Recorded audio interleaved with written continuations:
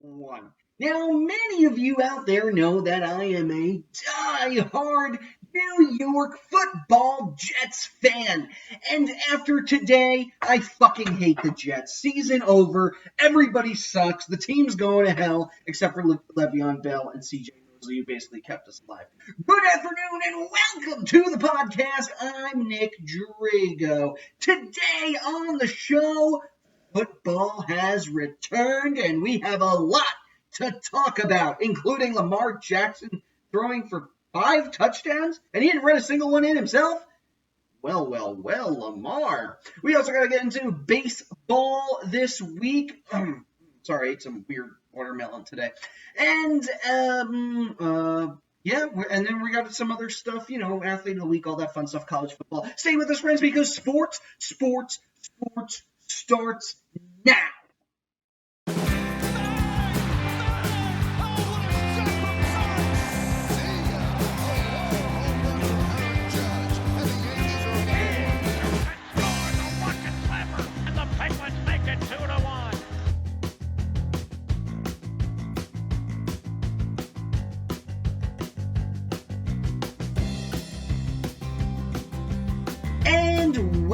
Welcome to Sports with Nick Drago. That's me, in case you've never been here before.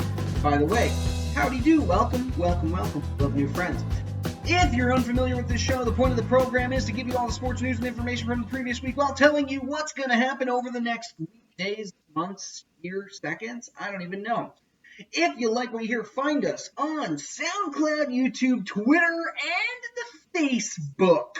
Just type in sports with Nick Drago. Find our logo, blue star, with the word sports going across from it. It's beautiful. It's pretty. You can thank my wife for that one. You can also email me directly, sports3xpodcast@gmail.com. And if you love me and you love hearing me talk about stuff, if you'd rather I talk about stuff that isn't sports, I got good news for you. New podcast, Big Spoon, Little Spoon, myself and my pal Jamie Grum. You remember him, the young gun. He's been on the show a few times. We talk random topics, random conversations. We pull something random out of the hat, and we just start talking about it. So look for that, Big Spoon, Little Spoon. You can find it on all your favorite podcasting apps.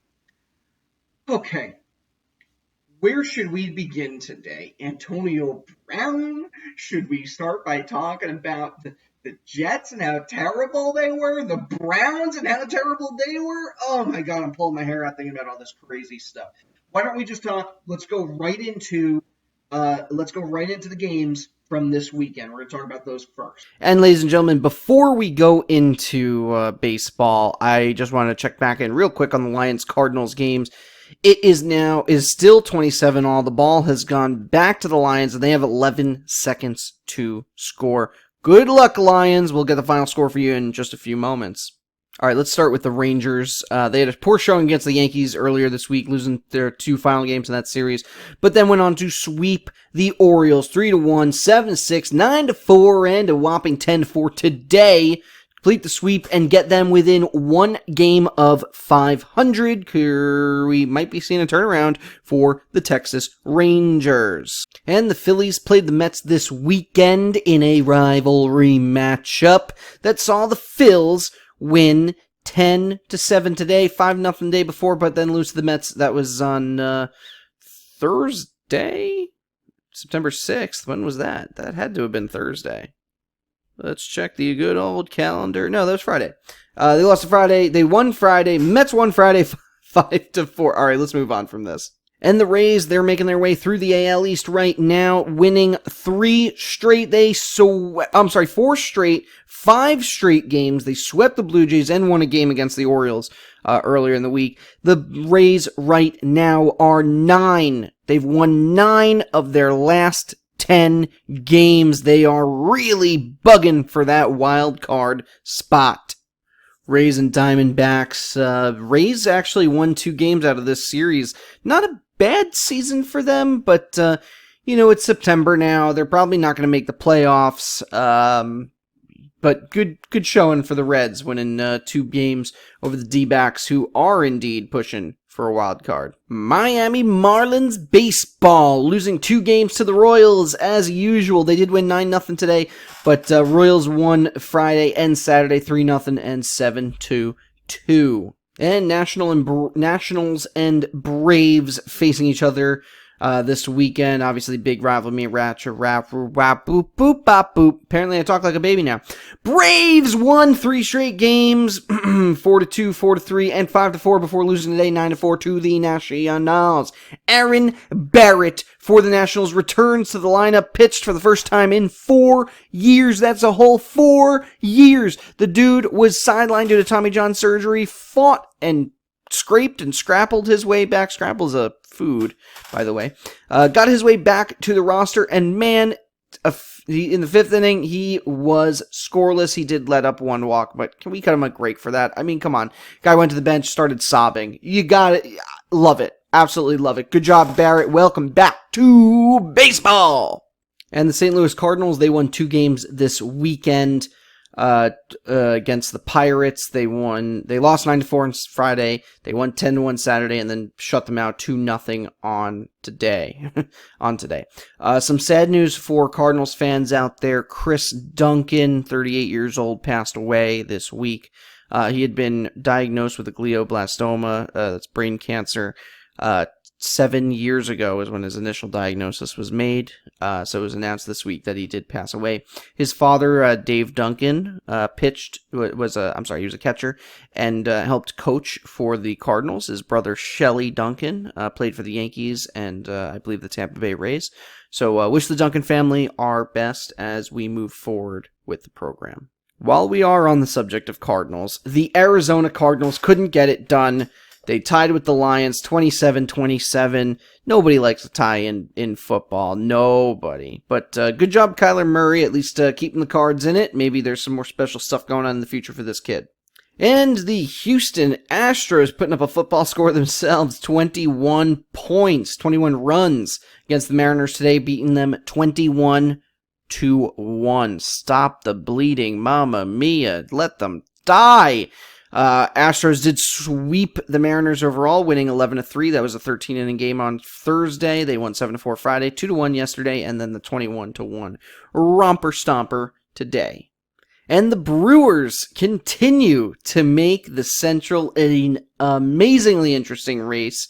They didn't sweep the Cubs. They won 3 straight against the Cubs. They did lose Thursday's game 10-5 against the Cubbies, but then won 7-1, 3-2, and then 8-5 today. The Brewers are now just a game back of the Cubs. I apologize, 2 games back. They're 2 games back. Indians and the Twins, rivalry matchup, division matchup. Who's gonna win it? Twins only won 1 of the 3 games. Indians took Friday 6-2 in 11 innings. Indians lost then the next day 5-3, and then the rubber match today went to Cleveland. Indians winning it 5-2. And the White Sox and Angels facing off this weekend. Angels winning 2 of the 3 games, 5-4 Friday and 8-7 Saturday before losing to the White Sox 5-1 today. And the Oakland Athletics, they too are pushing for a wild card spot here. They did lose in 11 innings to the Tigers on Friday. And then they won Saturday, and then today was a really interesting day. The Tigers have lost their 100th game to the Athletics. Remember how big the Tigers were a few years ago? Yeah, no, they're done. 42-100 right now for the Tigers. Giants and Dodgers, always fun with these 2 teams play. This time around, the Dodgers couldn't get it done. They lost 2 games to the Giants. They did win 5-0 today, but they were shut out on Friday 1-0, and they lost 5-4 on Friday. Don't know my days of the week. And last, and probably most least relevant, the Padres and the Rockies. Yeah, I'm kidding. The Padres are they're not relevant at all. The Padres won 2 of these 3 games. Rockies won Friday 3-2, but then the Padres came back and won 3-0 yesterday, and then in 10 innings, San Diego got it done against Colorado, 2-1, Padres. And hell, how could we not talk about Yankees Red Sox? Whoa! Red Sox winning 6-1 on Friday. Yankees did not like that, so they won 5-1 the next day. Currently, we're in a rubber match, top of the second inning, and the Yankees are ahead 2-0. Money betting that the Yankees are going to win this one, but hell, who knows? And real quick, let's look at the standings. In the Central, the Twins are on top. They're ahead 5.5 games over the Indians. Cleveland has a better chance of getting the wild card at this point. They're only a game and a half back for that one. The other three teams, White Sox, Royals, Tigers, it's not going to happen for any one of them. So don't even think about it. In the East, the Yankees remain on top, 8 games ahead of the Rays. The Rays have that first wild card slot. Red Sox, 16.5 back for the division, 7.5 back for the wild card. They got to start winning games if they want to catch up. They are not out of it yet, folks. And going into the West, you have the Astros, of course, on top by 9.5 games. The A's have that second wild card position, and they are 13 games ahead of the Rangers for that specific position. So right now, I would count the Rangers, Angels, and Mariners out, even though they do have a chance. Well, the Rangers at least have a chance. I would say they're out. Right now, the real team to look out for that last wild card slot would be either the Indians or the Red Sox, and even that's cutting it close. If the playoffs were to end right now, this game, the regular season were to end right now, you'd see the A's and the Rays playing off in a one-game matchup between those two. I like the Rays. I think they have some nasty young pitching. They have some talent. The A's look good. They've been to that first game before, and it hasn't really gone their way in the past. But they've also won them too, I guess. I don't really know. I'm going with the Rays on that one. Doesn't matter because the winner is then going to face the Astros, who are just one game ahead of the Yankees right now. Astros will probably destroy whoever comes against them, so, not much to look at there. Yankees would play the Twins. We both know how that goes. Yankees always beat the Twins. Yankees would go on to face the Astros, and once again, I'm thinking the Astros because they have some deep starting pitching. I think the Astros are the better team here. I see them going back to the World Series. Now, let's take a look at that National League. The Cardinals are on top of the NL Central by 4.5 games. I told you Cubs and Brewers, they're keeping it close. Cubs have the first wild card slot right now. Brewers are 2 games back. Reds are 10 back, still in it, but not by much. They got to turn things around quick if they want a wild card. Into the East, the Braves and the Nationals. Braves are ahead by 9 games. Nationals have that second wild card slot. The Phillies only 2 back for the wild card. They're still in it too, and so are the Mets with 4 games behind for a wild card. So a bit of a logjam there in the East. Marlins have no chance. And in the West, the Dodgers 17 games ahead of the Diamondbacks for the West. They have a pretty firm grip on that. Diamondbacks 1.5 games back for the wild card, and then behind them it's the Giants and Padres. And even the Rockies, any one of them still has a chance, but it's pretty slim. I think it's between the Diamondbacks, Phillies, Nationals, Brewers, and Cubs for that last spot. Playoffs ended today. What would it look like? Cubs and Nationals in a 1-game playoff. Actually, I would totally watch that game. I would go with the Cubs. They have a little bit more experience. Nationals have been shaky at times this year, even though they have the better record. Sorry, I have the hiccups here. Watermelon. Shouldn't have eaten that watermelon. Cubbies are ahead. Cubbies. Going with the Cubbies. Whoever wins that will then play the Dodgers. And I think the Cubs and the Dodgers would be a pretty good matchup. Obviously going with LA to win it in the end. But I think the Cubs will keep it closer than you may think. Cardinals and Braves. Cards have a young team. Braves have a young team. I'm going with the Braves here, though, and they'll play the Dodgers, get their butts kicked, and then we'll see an Astros-Dodgers World Series. Oh, that sounds familiar. I'm thinking at this point, though, the Dodgers have been the more dominant team this season, although they haven't looked great recently. I think they're just kind of kicking it back now that they basically have already won their division. Alrighty. Now, been a lot of talk this weekend about Antonio Brown. There's been a lot of talk this month about Brown. Antonio Brown has basically made a circus out of the preseason. Every day, something new's coming out about the guy. He doesn't want to play because he doesn't like his helmet. And he has cold feet. Well, not necessarily. He had frostbite in his feet because he sat in a dang cryo chamber for way too long. Now, he was fined a lot of money by the Raiders for all of his ridiculous antics this offseason. And basically, he went off. He was pissed off. He's posting stuff on social media, including a recording between him and Coach Gruden, who basically said, just play football. Just enough with the rest of the stuff. Just play football. Asked him if he even wants to be a Raider, in which case Antonio Brown says, of course I want to be a Raider. And that's just before the Raiders released him. So Antonio Brown released a couple hours later, mysteriously signs a 1-year deal with the Patriots. Says he wants to rewrite the story. The real problem here is that this has to have been planned. I mean, within hours he signs with the Patriots. No, I think Antonio Brown wanted to play for New England from the start. Steelers did not want to trade him there. Trade him to a team like Oakland. Antonio will pretend to be happy in Oakland and really just put up the hugest fight ever, big argument, blah, blah, blah, and just make a mockery of everything. I bet the helmet's not even a problem. I bet he's going to wear that helmet and he's going to be happy about it this season because they'll be winning games with the motherfucking Patriots. Come on! Well, all in all, not the first time the Patriots have done this. LeGarrette Blount, similar situation in Pittsburgh a few years ago, weaseled his way out of that contract, showed up with the Patriots just shortly after.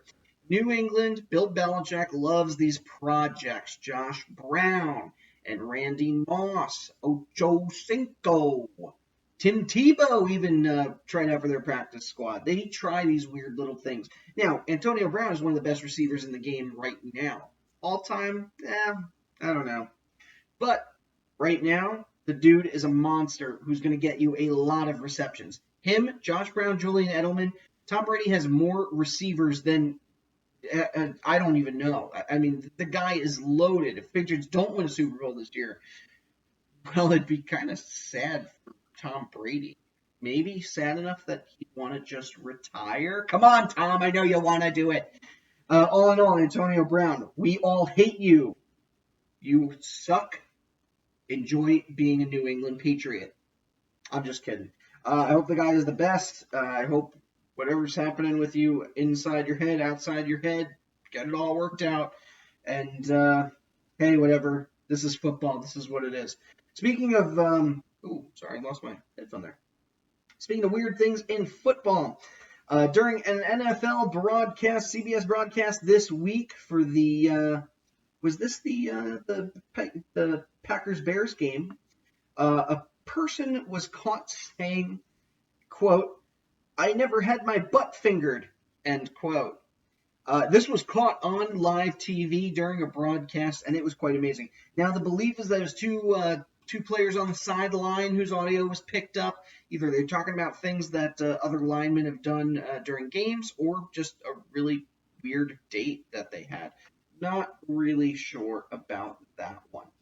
And was that it for football? Oh, yeah, Rob Gronkowski. So earlier in the season, Gronk threw out I think it was Edelman threw out the first pitch at a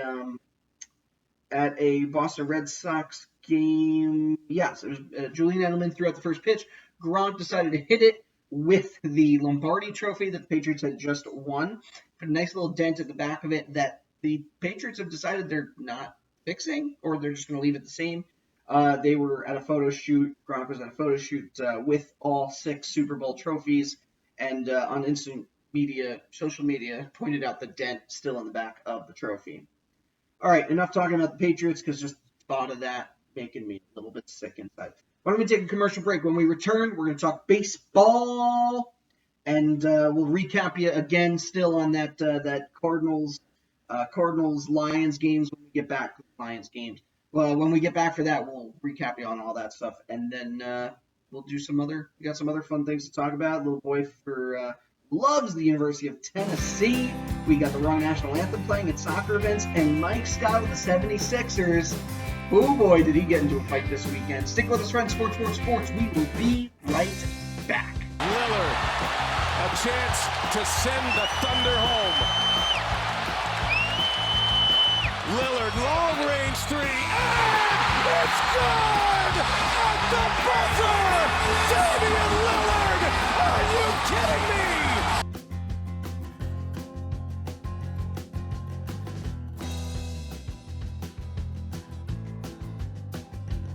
Hey everybody, it is Jamie Grum here. I am just trying to introduce you to a new podcast that I will be in with my friend Nick Drago. It is called Big Spoon, Little Spoon, and what we're going to do is just pick a random topic out of a hat, talk about it, see if we can learn anything, and just have a little fun. So if you want to contact us, see us, we are going to be on Facebook, Twitter. You can email us at wehateforks@gmail.com, and you can also find us on all of your favorite podcast apps. Look forward to seeing you. 3-yard attempt from the right hash mark.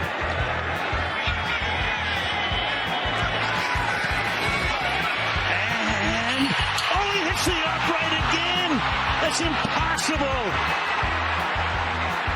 And the Eagles run out into the field, but there's still 5 seconds. And welcome back to the show. Baseball is now the number 2 sport in the world in relevance at the moment that's playing right now. You know what I mean. Football's taking over baseball. I'm sorry, guys. You got to take the back seat until the playoffs begin in 1 month. I'm so pumped for October. Let's recap some of the games from this weekend for baseball. Of course, starting with the Packers and the Bears. This was the Thursday night game. I was super excited for this one, and I gotta say, it was so boring. Yes, of course, the Bears made it through the field goal posts, right? No problems there, no double doinks or anything like that. Packers did end up winning it. They had a touchdown in the second quarter, and then Mason Crosby with a field goal with 5 minutes to go really sealed the fate. Packers go on to take this one 10-3. And of course, my favorite team, the New York Football Jets, couldn't get a win against the Buffalo Bills. They were ahead 6-0. They were actually they were ahead 16-0, and then allowed a field goal by the Bills late in the third quarter. 2 touchdowns, one from Josh Brown, and I believe the other one was Josh Brown, 38-yard pass. That was with a couple minutes left to go. And then the one before that was a running touchdown by Josh Allen. So the Bills, with a come-from-behind victory, beat my New York Jets, and of course, I am going to be stuck in a spiral of sadness over this. Another season, typical old Jets. One of the other big surprises this weekend, of course, was the Titans and the Browns. Now, for reals, everybody thought this was going to be a new-look Browns winning record, winning season, and they got killed. Okay? The Browns were losing 15-13 with 2 minutes to go in the third quarter. The Titans went on to score 3 touchdowns. 4 touchdowns since that score, right? 1 in the third, 3 in the fourth quarter, 2 by Delaney Walker, 1 by Malcolm Butler, and Derrick Henry had 2 rushing touchdowns for the day. 1 was in that fourth quarter as well. Titans blow away the Browns 43-13, 18 calls against the Browns. There is a lot of work to be done before they become the new top team in that division. Eagles and Redskins. The Eagles were losing 20-3 midway through the game, and all of a sudden, 3 touchdowns and a field goal later, and this was a totally different ball game. Deshaun Jackson, welcome back to the Philadelphia Eagles. 2 touchdowns on the day. Carson Wentz with 3 himself, and the Eagles once again look like they could be a dominant force in the NFC East. Vikings absolutely murder the Falcons this weekend. It was 28-3. Actually, I think it was 28-0. 28-0 heading into the fourth quarter. 2 late touchdowns by the Falcons, one by Julia Jones. It just wasn't enough. They couldn't come back. 2 touchdowns by the running back for the Vikings, whose name slips my mind at the moment. Let it come back. It was, see, now we got to go down. Dalvin Cook. So two touchdowns by Dalvin Cook, one by Adam Thielen. No Stephon Diggs this week. Well, he was there. He played, but he's not feeling it right now. The Chiefs pick up where they left off from last season, outscoring the Jacksonville Jaguars 40-26. Now, really important to note here, Pat Mahomes with an ankle injury. I don't think it's going to be bad. Seems like a small sprain. He did have to go to the tent, but he came back out, finished the rest of the game. No problems there. Kareem Hunt, he had an injury to his shoulder. We'll have to see how that one shakes out. And this one really hurts for the Jaguars. But Nick Foles, after all that money they gave the guy, he is going to have surgery on his clavicle tomorrow.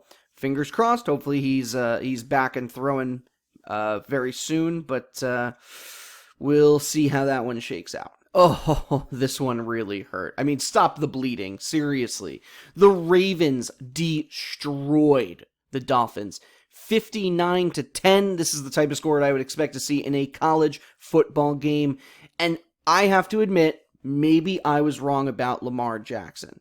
Okay, Lamar Jackson has been unbelievable for the Ravens. He had 324 yards, 5 touchdowns on the day. Plus, you had 2 touchdowns for Mark Ingram, the running back.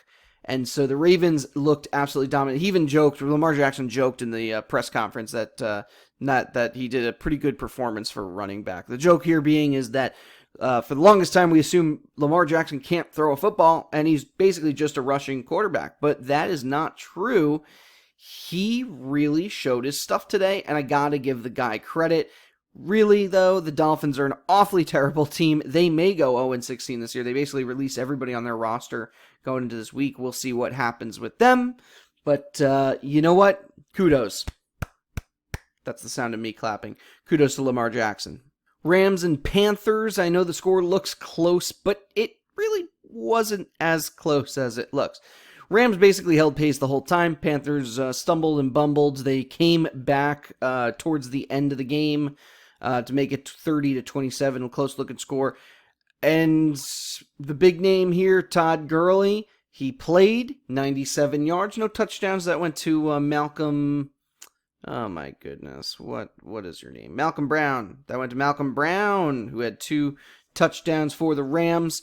But the fact that Gurley was able to make it 97 yards, 14 attempts, rushing, maybe he's not done after all. We'll see what happens. I keep saying we're going to see. We already saw Gurley. He's still in it. He's not done yet, folks.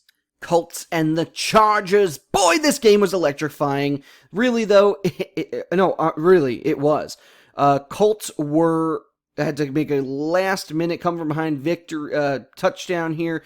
Tied the game, sent us into overtime with a 2-point conversion, and then Austin Eckler with the game-winning touchdown for the Chargers. Eckler had 3 touchdowns on the day, 2 of them passing and 1 of them rushing. And wow, I gotta say, who the hell is Melvin Gordon? If they keep playing this guy Eckler, you might be seeing some more wins for the Chargers this season. And a fairly uneventful game at CenturyLink Field. The Bengals came close. They honestly came really close to beating the Seahawks, which nobody expected, myself included. I picked the Seahawks in a survival pool this week. Clearly, I was right, so we're okay. But, wow, do I need to reevaluate my football choices. 21-20 in favor of Seattle. 49ers and the Buccaneers. Now, by the looks of the score, 31-17, you'd think, Jimmy G, man, that guy must have had a great day. Not really. 2 pick sixes for the 49ers and a whole ton of field goals. 1 touchdown, 166 yards by Jimmy G. Not the greatest game in the world. No, Robbie Gould was the one scoring a lot of points for the Niners. Cowboys and Giants went exactly as expected. Running back duel. Ezekiel Elliott with a touchdown. Saquon Barkley, 120 yards. Daniel Jones got in on the action for the Giants and went 3 for 4, 17 yards. All right, not bad, kid. First day jitters, maybe. Maybe they'll give you some more snaps throughout the season. Either way, Cowboys come across with the victory, 35-17. Cardinals and Lions. This game's actually going on right now as I record this show. Kyler Murray didn't look great, to be honest, to start with. But midway through the game, we started seeing a different Kyler Murray. 2 touchdowns, 1 incredibly clutch touchdown with 43 seconds on the clock to Larry Fitzgerald. Kyler Murray brings the Cardinals to overtime against the Lions, where they then went on to score a 20-yard field goal. But then, literally right now, as we are recording this, the Lions have matched it with their own field goal. It's 24-24. The Lions scored a touchdown here. This is crazy. This game, holy cow. We're going to come back to this one in a moment or so because stuff just got real. I apologize. That was actually wrong. I just refreshed the page. It says it's 27-24. I don't know where I got very confused. Very, very confused. No score for the Lions. It's 27-24. We will come back to this game, though, in a moment, folks. And the late night game tonight, Steelers and Patriots. Obviously, there's the added weight of the Antonio Brown saga, which, trust me, we're going to talk about that. But realistically, New England's most likely to win this one since Bill Belichick became coach in the year 2000. The Patriots, they are 11-4 against the Steelers, 3 of those being in the postseason. New England is, by the way, 5-1 at home with a total of 119 points during their last 3 wins at home, I believe, against the Steelers. So, yeah, exciting stuff here. A smart man's going to bet on the Patriots because, let's be real, it's the Patriots. Steelers have some great pieces, Juju and Connor, to pair with Ben Roethlisberger, but they're not the same team they were a year ago where we were talking Super Bowl. I think this is going to be all New England. One last hurrah maybe for Tom Brady, beat the Steelers, then retire and go home? Yeah, probably won't happen. And, of course, the New Orleans Saints will be playing the Texans tomorrow at 7:10.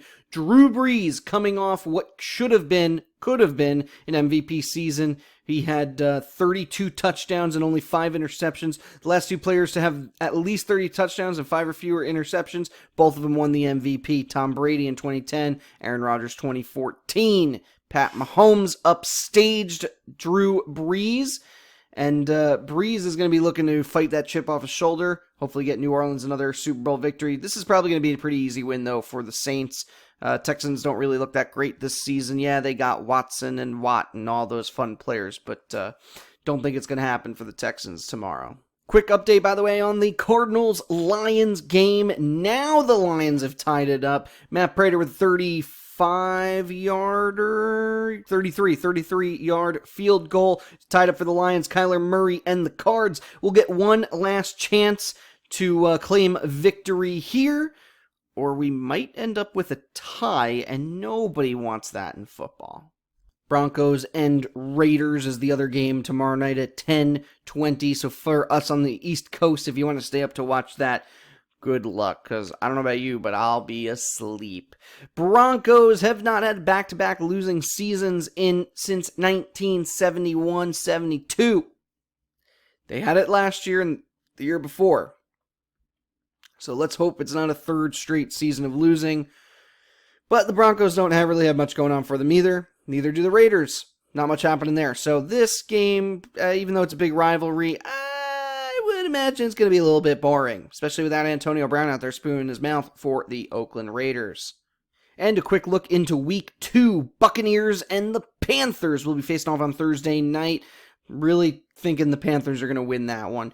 And then going into Sunday, you have the 49ers and the Bengals. That'll be at 1 p.m., along with the Vikings, Packers. Now, that should be a fun game to see.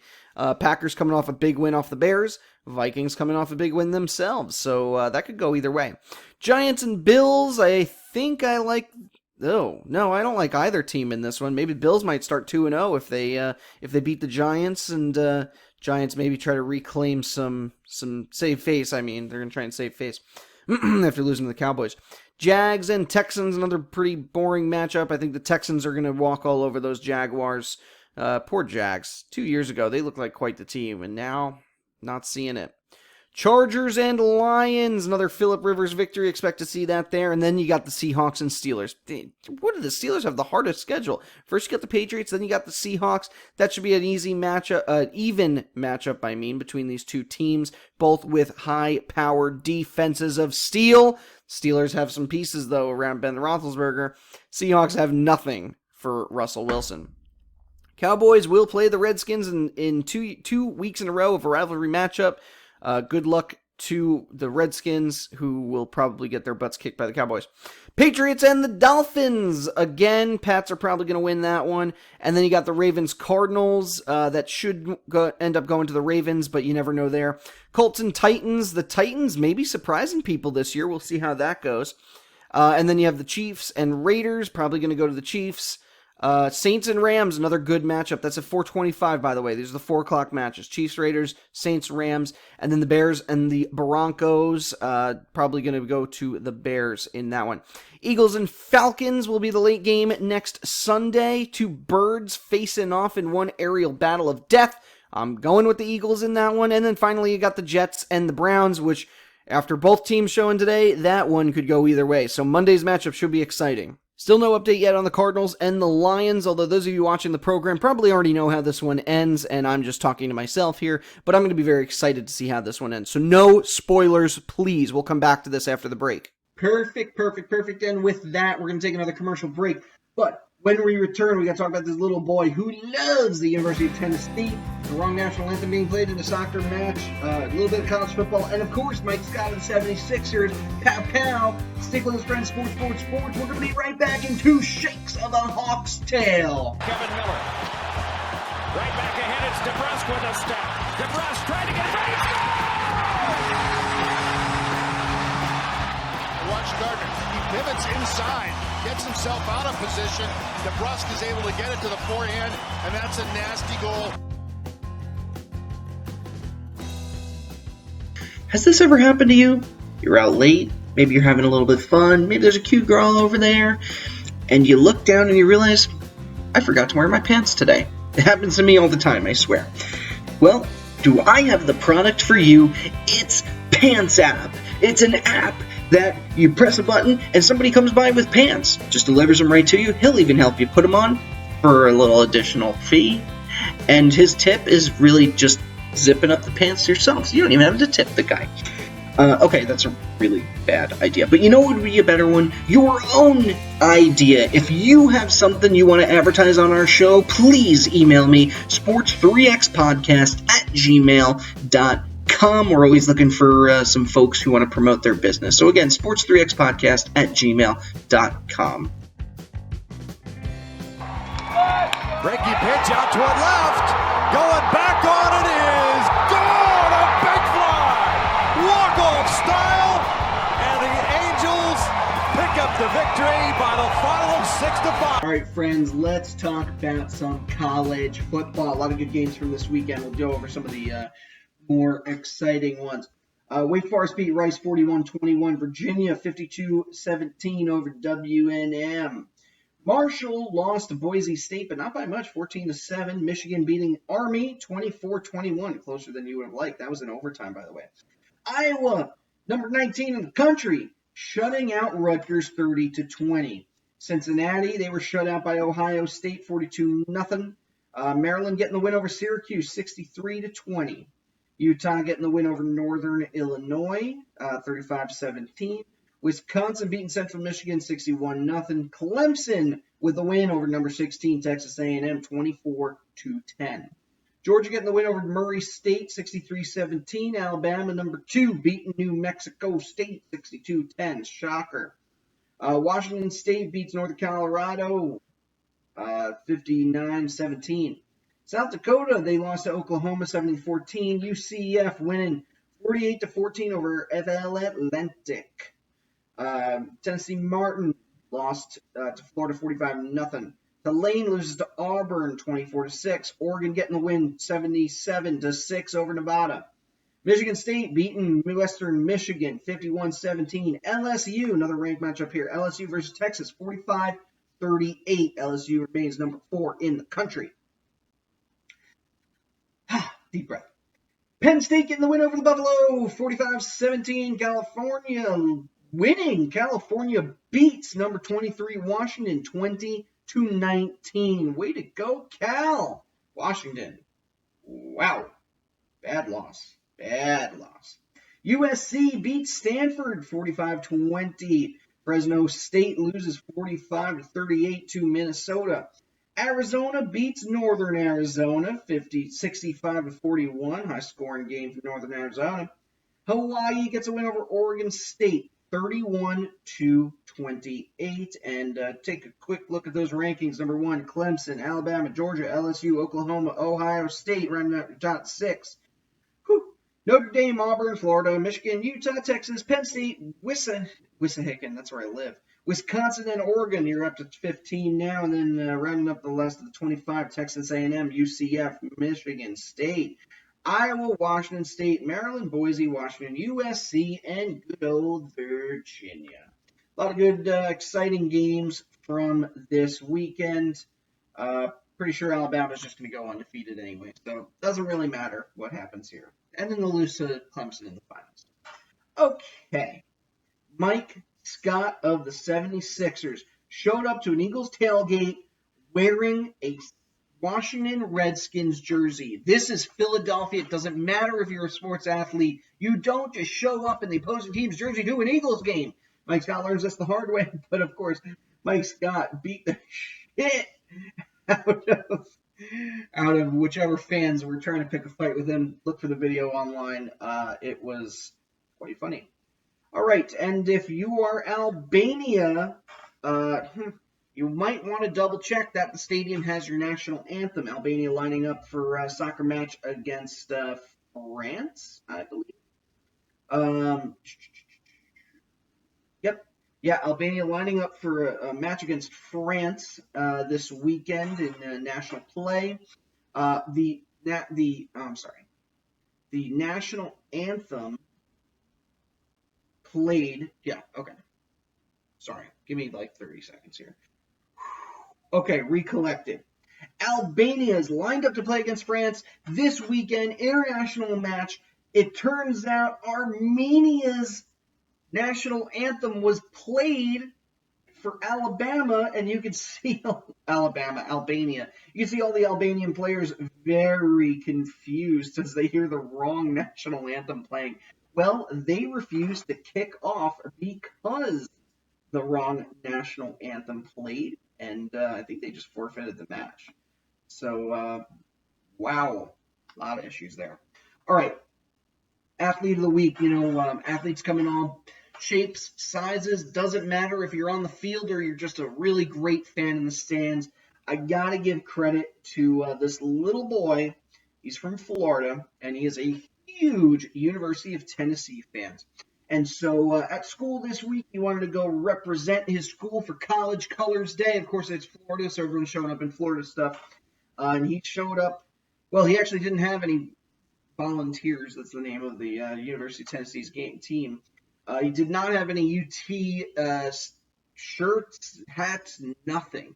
And so he decided to make his own. And it's actually kind of cute. It's basically he took an orange T-shirt and made kind of like this big size square and drew like a silly little U and a T. And kids at school bullied him for it. He was very upset. He was in tears trying to represent his team. So the University of Tennessee, sent him a ton of gear, so he'll never have to worry about that again in the future. And even better, and I want one of these myself, took his T-shirt design and turned it into an actual shirt that they're going to sell at the stadium. I love it. I absolutely love it. I hope I see a ton of these Tennessee shirts during their next game next week. So congratulations, UT, and to the little boy, and now is loaded up with a bunch of Tennessee stuff.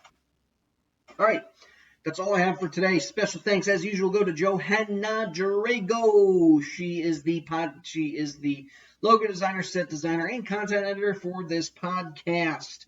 Of course, the song you hear is a song called Golden Sunrise by Josh Woodward. A link to his website can be found in the show notes.